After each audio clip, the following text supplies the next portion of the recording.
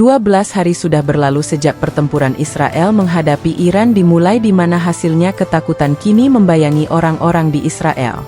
Hubungan antara Israel dan Iran telah lama diwarnai ketegangan geopolitik, ideologis, dan militer. Sejak Revolusi Islam Iran tahun 1979, Iran memutuskan hubungan diplomatik dengan Israel dan secara terbuka mendukung perjuangan Palestina. Israel, di sisi lain, memandang program nuklir Iran sebagai ancaman eksistensial. Ketegangan ini semakin meningkat dalam 2 dekade terakhir, terutama setelah serangkaian serangan siber, pembunuhan ilmuwan nuklir Iran, dan dukungan Iran terhadap kelompok-kelompok seperti Hizbullah dan Hamas. Konflik bersenjata terbuka dimulai pada Jumat, 13 Juni 2025, ketika Israel melancarkan serangan udara besar-besaran terhadap fasilitas nuklir dan militer Iran, termasuk kompleks Natanz, Fordow, dan Isfahan. Serangan ini dilakukan setelah laporan Badan Energi Atom Internasional, IAEA, menyebutkan bahwa Iran telah memperkaya uranium hingga 60%, mendekati tingkat yang dibutuhkan untuk membuat senjata nuklir. Israel menilai sepihak ini sebagai pelanggaran serius terhadap Perjanjian Non-Proliferasi Nuklir, NPT. Iran merespons dengan meluncurkan ratusan rudal dan drone ke berbagai kota di Israel, termasuk Tel Aviv, Haifa, dan Yerusalem. Serangan ini menyebabkan kerusakan besar pada infrastruktur sipil dan militer serta menewaskan puluhan warga sipil. Iran juga menargetkan pangkalan militer AS di Qatar, meskipun sebagian besar rudal berhasil dicegat.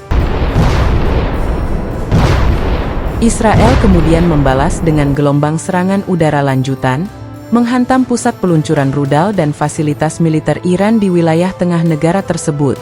Dalam waktu kurang dari seminggu, lebih dari 200 jet tempur Israel dikerahkan, dan korban jiwa di Iran mencapai lebih dari 200 orang, sebagian besar warga sipil.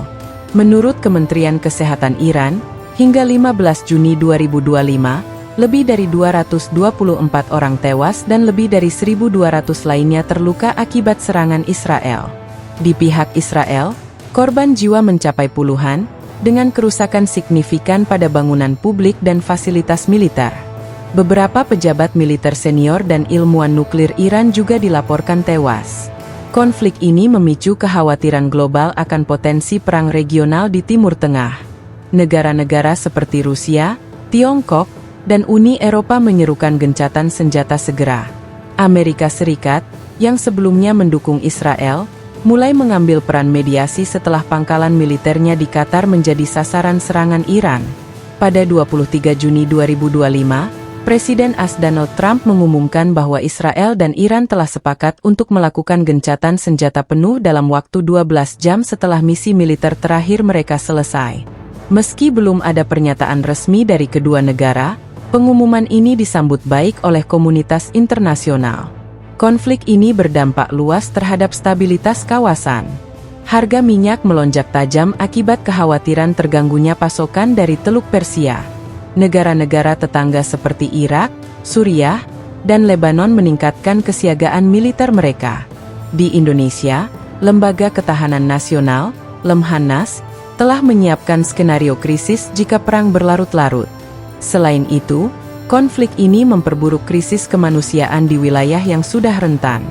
Ribuan warga sipil mengungsi dari wilayah perbatasan, dan organisasi kemanusiaan menghadapi kesulitan dalam menyalurkan bantuan.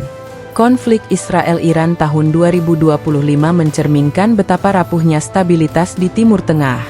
Meskipun gencatan senjata telah diumumkan, akar permasalahan seperti program nuklir Iran, dukungan terhadap kelompok bersenjata, dan kebijakan luar negeri Israel yang agresif belum terselesaikan.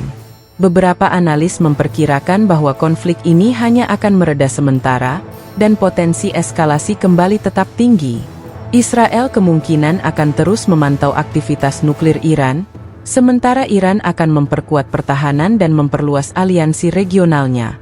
Perang Israel versus Iran tahun 2025 menjadi salah satu konflik paling signifikan dalam sejarah modern Timur Tengah.